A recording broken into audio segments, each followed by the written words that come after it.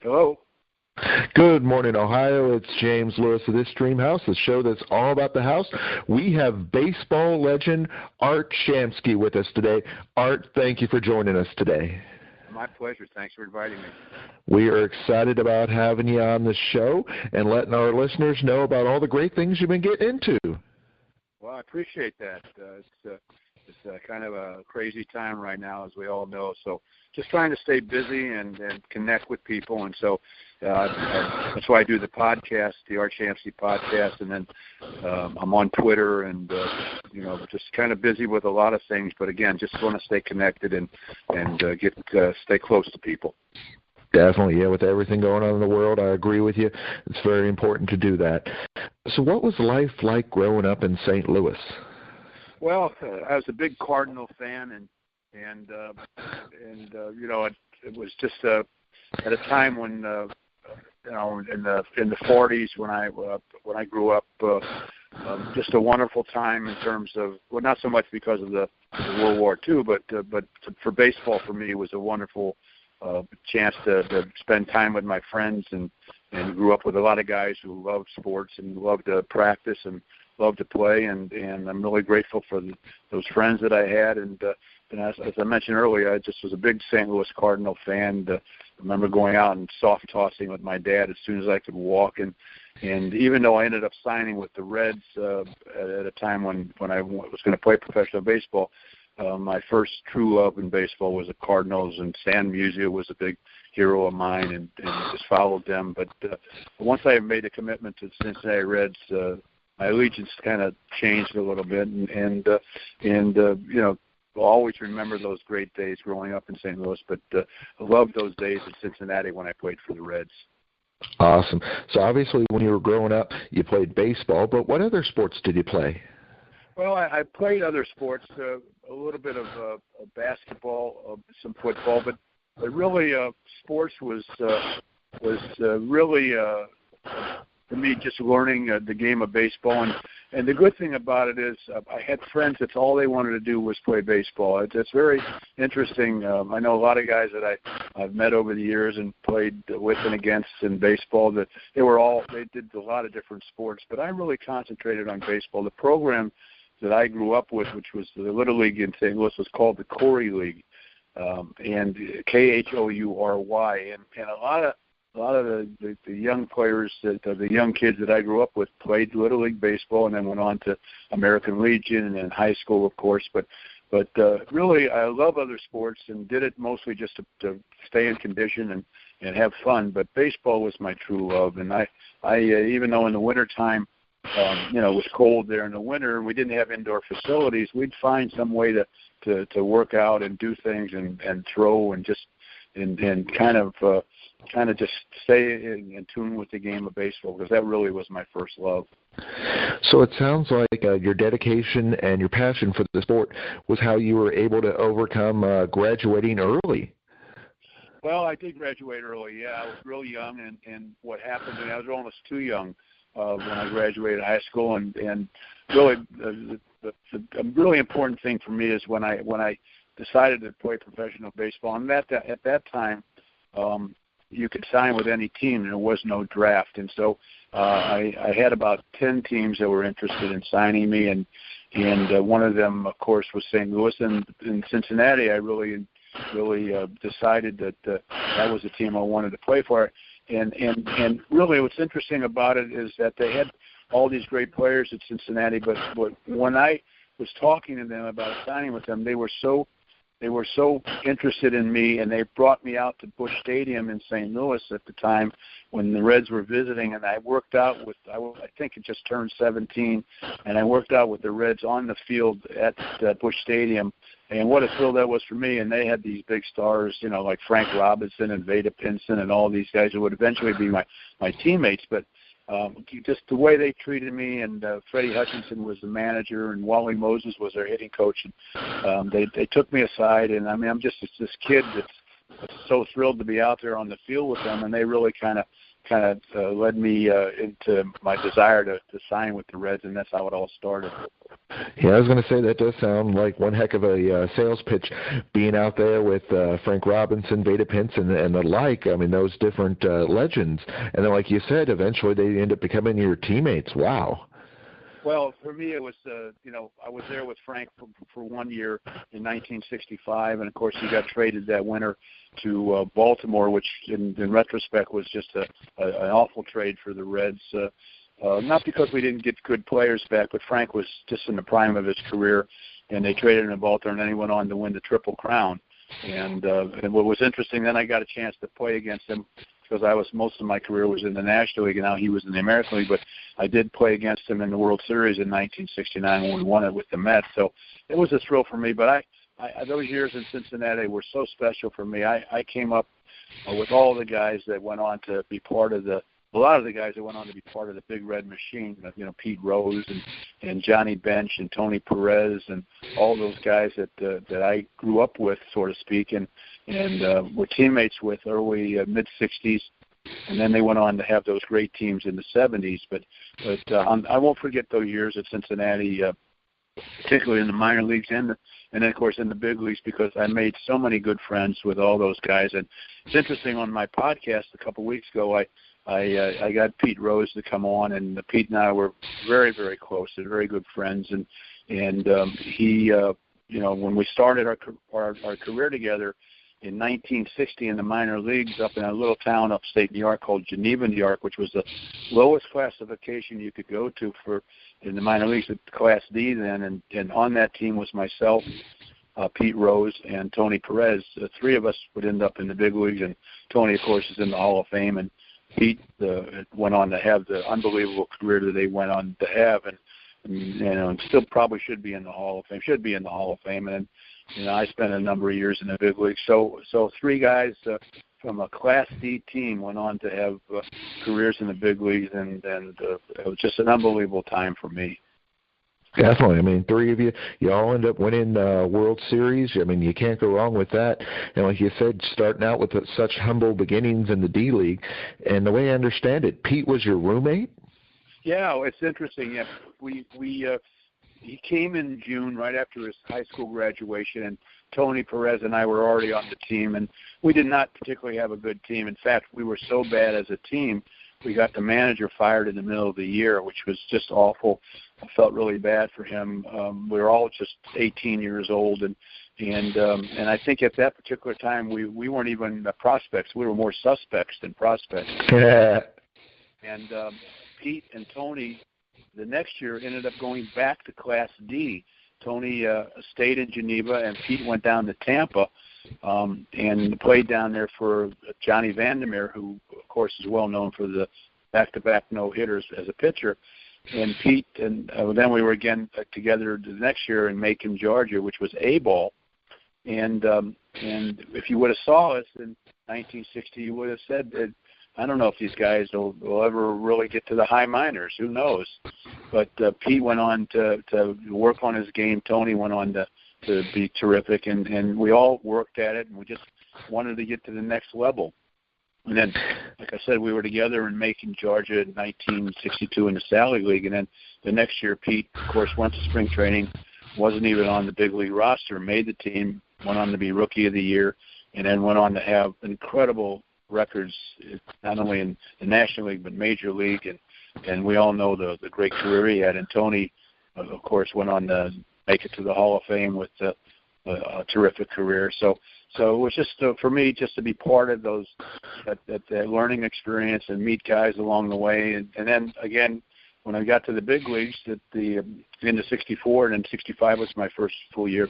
Of course, Frank Robinson, like I said, was on the team. Vada Pinson and Johnny Bench came up in 1967. But we had guys like Tommy Harper, Tommy Helms, Mel Queen, Lee May, all these great young players. In fact, Jimmy Wynn was with us in the minor leagues, and he ended up going to Houston in the expansion draft in '62. So the Cincinnati was developing a lot of great young players at that time, and for me to be associated with them and friends with them and was just terrific. And as I said, Pete and I go back so many years, and when I interviewed him a few weeks ago on my podcast, it was so funny because we were talking about 1960 and in Geneva. He remembered the name of the guy's house we stayed at, and that's in Geneva, New York, in 1960. So what are we talking about? That's 60 years ago. And I remember the name of the guy's house that we stayed in. So it was just great to reminisce with him and talk about those wonderful years.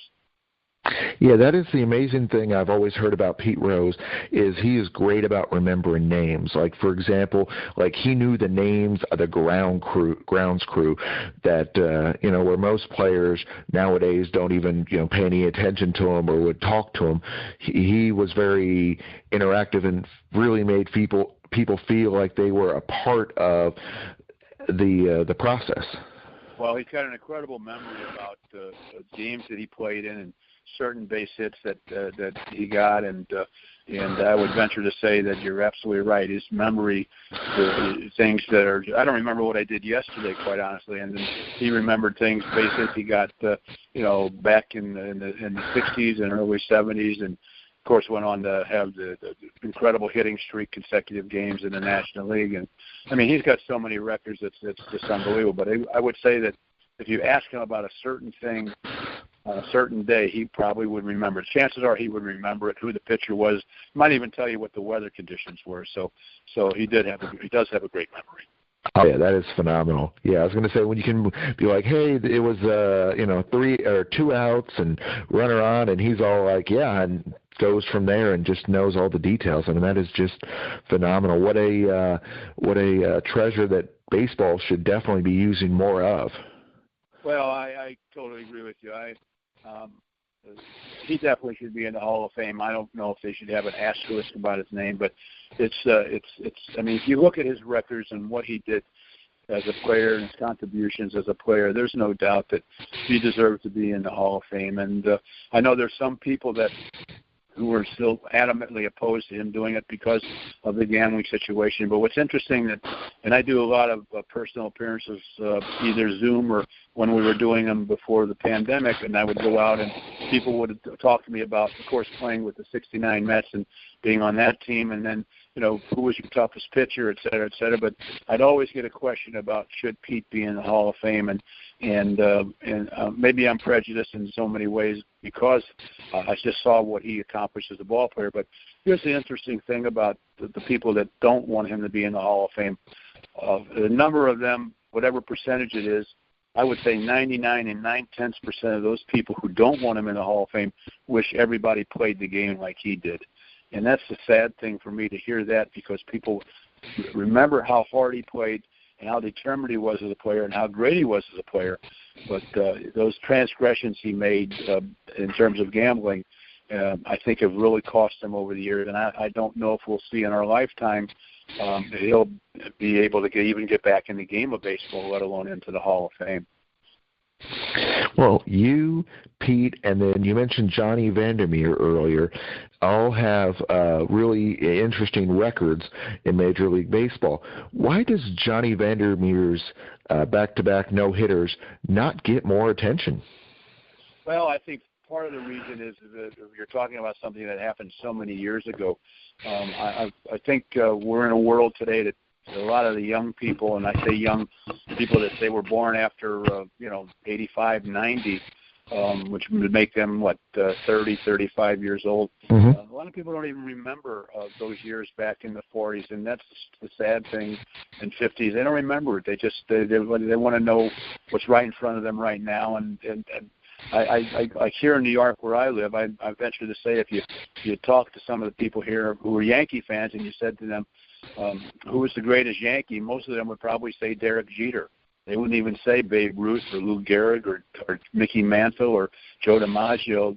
They would think about the guys that they saw as kids growing up, and that would be the first thing that comes to their mind. And so I think that's really one of the reasons. But Johnny Vandermeer, I don't know his whole record in his career right off the top of my head, but pitching 2 back-to-back no-hitters is just an incredible feat. Just pitching one is tremendous, and to do it back-to-back, I think, is just an unbelievable feat. So I'm not sure that's really answer the question correctly, but that's my thoughts about it. I just think if you talk to people today who weren't around in those years, they don't they don't think about it. They don't remember it. They just don't look at it as something that's vivid in their minds.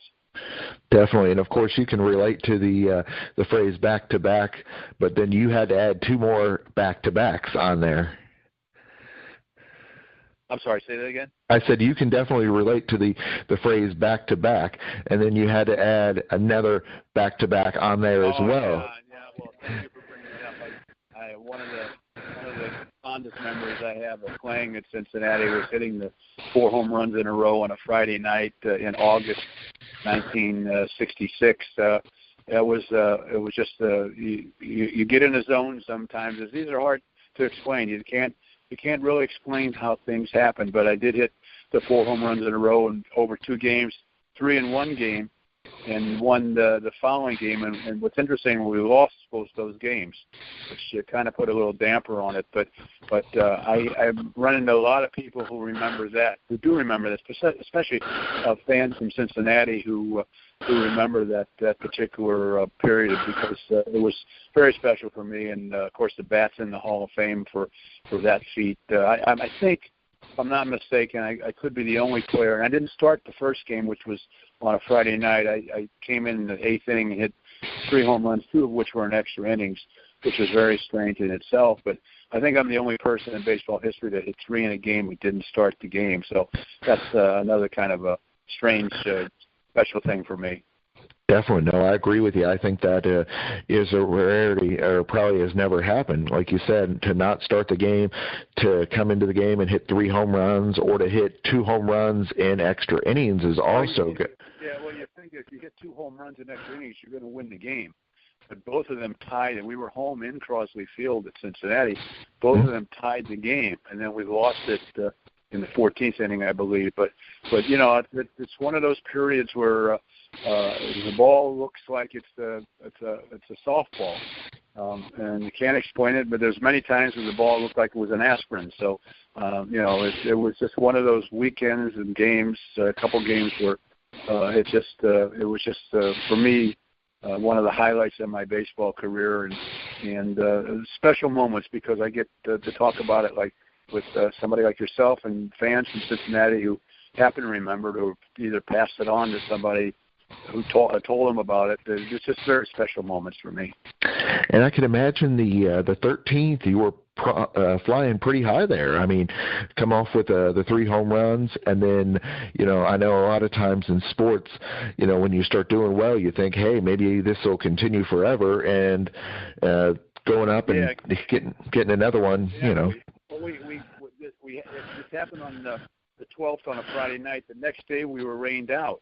And what's interesting about this story, and Dave Bristol was the manager at the time, so we play on Sunday, and I'm not in the starting lineup for whatever reason, and he sent me up to pinch hit against Vernon Law, who was a pretty good pitcher with the Pirates, and I hit a 2-run home run to put us ahead in that game, and we eventually lost that game, and it's just the whole scenario of events was very strange. But I can't explain. I never talked to the manager why I didn't start the game after hitting 3 in a row, and then I hit the 4th in a row.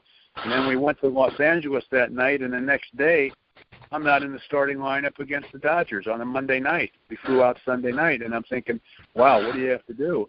Exactly. I pinch hit in that game. I hit a hard line drive to right field for a base hit, and if I would have got that up in the air, I might have had another home run. But as fate would have it, I singled to right field. So I've got 5 hits in a row, 4 home runs, and didn't start any of the games, which it just was. You know, it's kind of hard to explain, but just you know, it's good. It's good to talk about it and make light of it now. But it was special moments for me back then.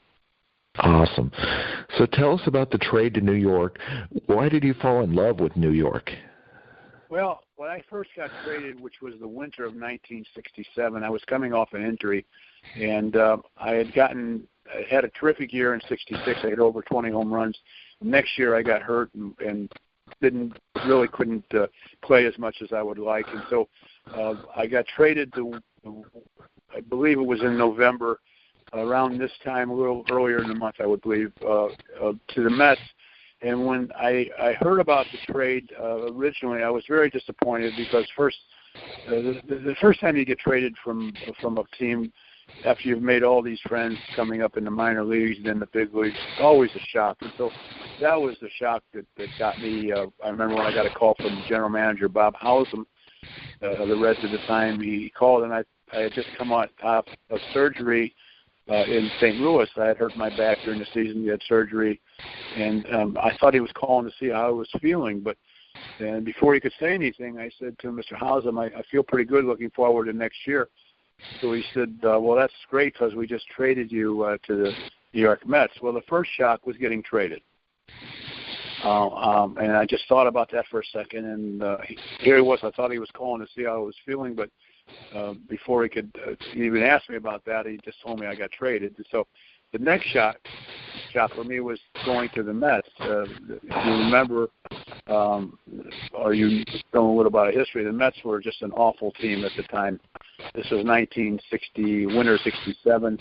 They came into existence in 62, and for every year they lost over 100 games. I mean, they just were awful.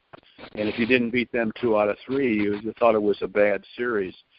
And so when I heard about the Mets, and I wasn't crazy about New York, it was just kind of a overpowering city, just really wasn't my cup of tea. I was just in shock. And when I got a call from at that time general manager of the Mets, Bing Devine, who I knew as a kid growing up in St. Louis because he had been with the Cardinals for a long time, he kind of made me feel a lot better about the trade about 2 hours later. And so once I got traded and over the shock, I was okay. But then when I got to New York, my first year in 1968, a lot of new players, a new manager. Gil Hodges was the manager, a lot of new young players that came over. And even though in 68 we didn't play as well as we thought we would, we finished 9th, a half game out of last place. There was only one division at that time in the National League. And then, of course, the next year we went into 2 divisions in 69, the East and the West in both the American League and the National League. I just started to fall in love with New York because I saw the value in the fans there. And even though we didn't have a good team, I knew that it was I would probably like it. So I ended up staying there that winter, and then of course in '69 we won the World Series, and all of our lives changed. We were part of that team, and I've been in New York ever since because I just fell in love with the culture, with the city, with everything the city offered. And once you win a championship in New York, there's nothing like it, and the world opened up. So many doors opened up for me and the rest of my teammates that it was just a wonderful place to be around. And we're going through some tough times now, and the city is not anywhere near what it used to be. Hopefully it'll come back. But when we won the World Series, it just changed everybody's lives who were part of that team. And I just it's been a real love fest for me being part of New York and the culture here. Oh, definitely. I can imagine the city has truly embraced you and made you feel like one of their own. Well, it's true. I think any championship team here, anywhere. Listen, I don't want to take anything away from championships in Cincinnati or any other city. They're all great, but you have to put everything in perspective with us in '69.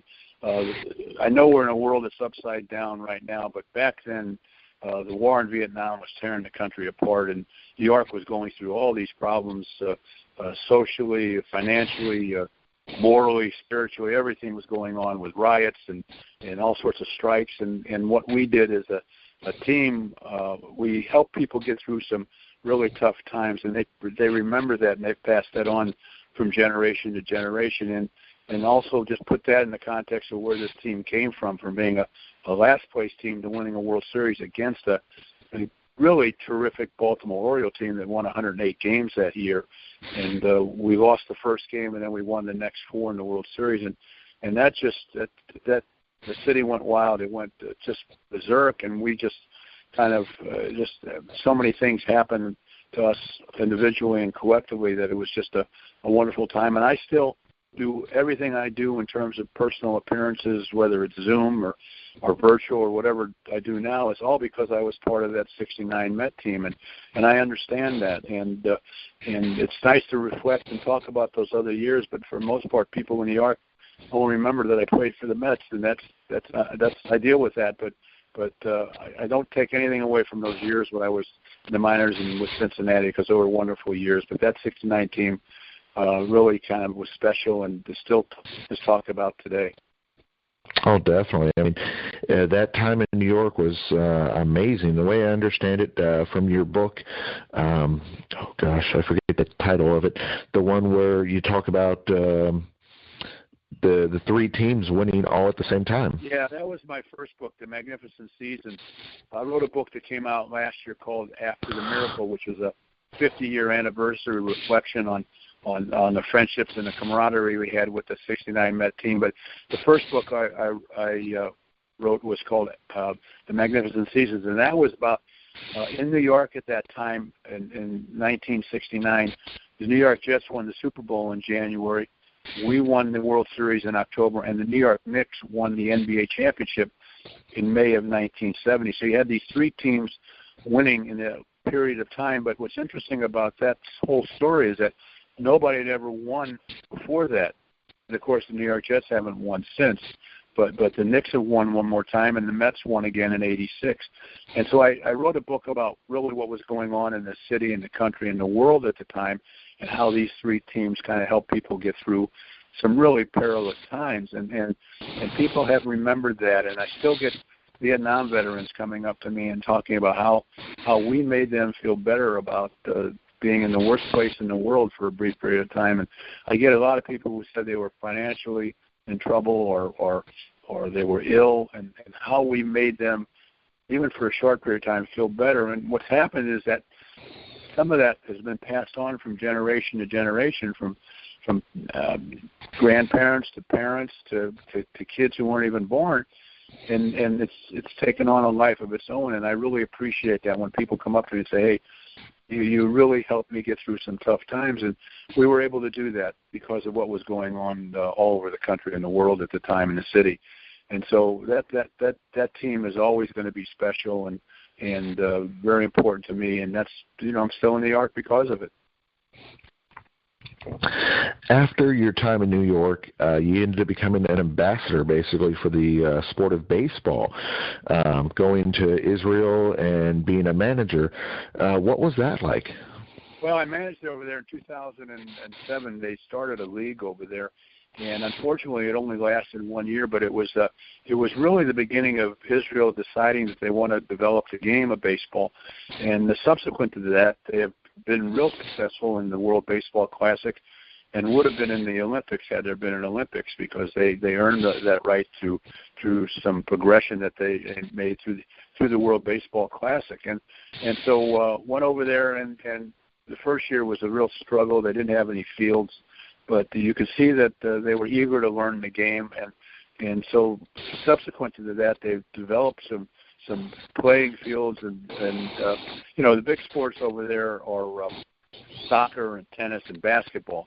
So this was a new thing, and really most of the people that played the game over there, in whatever place they could find a place to play, were transplanted Americans who are now living over in Israel. But it was a great experience for me. I learned a lot about the state of Israel and the surrounding countries, and it was, for me, a wonderful learning experience. Spent 3 months, and I've been back doing some baseball clinics there.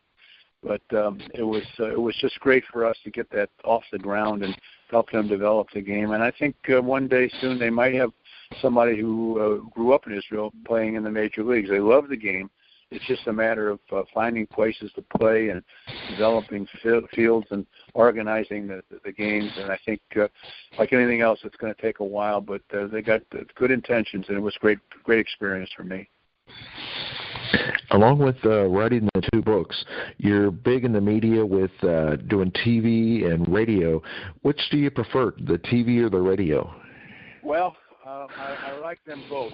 I did television for a lot of years in New York, and that was great. I worked at Channel 5 here in New York for 9 years, which was Metro Media Station, and now it's Fox television. Then I did the Mets games for 3 years in 79, 80, and 81, where they were really a bad team again. They kind of went full circle, and I enjoyed it, but it was trying to broadcast a team that's not very good is not the best situation. But it was great for me in terms of working with Ralph Kiner and Bob Murphy and a couple of these really great announcers. But I always felt that if the team lost, it wasn't a good broadcast. But it's easy to broadcast a team that's really good, and so these years were really tough for the Mets. But I enjoyed doing that, and I've worked at ESPN and a number of places. So WFAN Radio, which was the first really all-talk sports radio program here in New York. But I guess the answer to your question is, at this point, I think I'm doing the podcast now, which is good, and that's all done through Zoom, and it's really mostly audio when we put it up. But I think I'd rather do the radio and audio now. In terms of TV, you gotta dress right, look right. Everything's got to come together. So I think the other way for me is a little bit better now. Why do people associate you with dogs? Well, I guess it has to just go back to the fact that they named a dog after me on Everybody Loves Raymond, and I'm sure most of the people listening out there have seen that program. It's one of the funniest sitcoms that's ever been on television. And the producer of the show grew up in Flushing, Queens, which is right next to is right where the Shea Stadium and now Citi Field is. And he was a big Met fan, and I guess he followed my career, and so he named this dog after me, this bulldog after me, and all of a sudden I get a call one day. This is 1999, so it's about 21 years ago, and he says, "We want you to come on the show." And and I said, "Okay, let's see." He kind of talked me into it, and we got a couple of my teammates to come on, and it was what a funny and great experience that was. A terrific appreciation how hard these actors work on these sitcoms because it was really a learning experience. But I get more people now not only talking to me about the things I mentioned before, like playing on the Cincinnati Reds and who was the seventh pitcher and Pete Rose, but I always get a question about how does it feel to have a dog named after you on Everybody Loves Raymond. And I think it's great. It just keeps your name out there, but it's another one of these things that happened to me because I played on that 69 Met team. And so I'm always appreciative of having been part of that team because so many doors opened up and so many things happened to me positive for being on that team. And then I understand the famous comedian Jon Stewart also named his dog after you. Yeah, John had a dog. I don't know if the dog is still around, but he named his dog after me. I don't know if that's good or bad to have so many people name their dogs after you, but I guess in some way it kind of keeps your name out there. But I know John did it, and I'm sure there's a few others out there. But John is the famous one, but more famous, quite honestly, is Everybody Loves Raymond because they're still on reruns right now, and I get calls from people, and I meet people on the street, and somebody will say to me, "Do you know they named a dog after you?" And I said, "Well, we did this in 1999, so I guess by now I should know it." But it's funny people's reaction when they meet me, and they put it together. They say, "Wait a second, I know that name from someplace," and it's either related to baseball or it's related to a bulldog named Shamsky on Everybody Loves Raymond. That is awesome. We've appreciated having you on the show. Before we let you go, where on social media, where on the web, where can they listen to your show?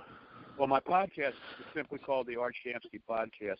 It is on all the major platforms, Spotify, iTunes, iHeart, Apple, and Stitcher.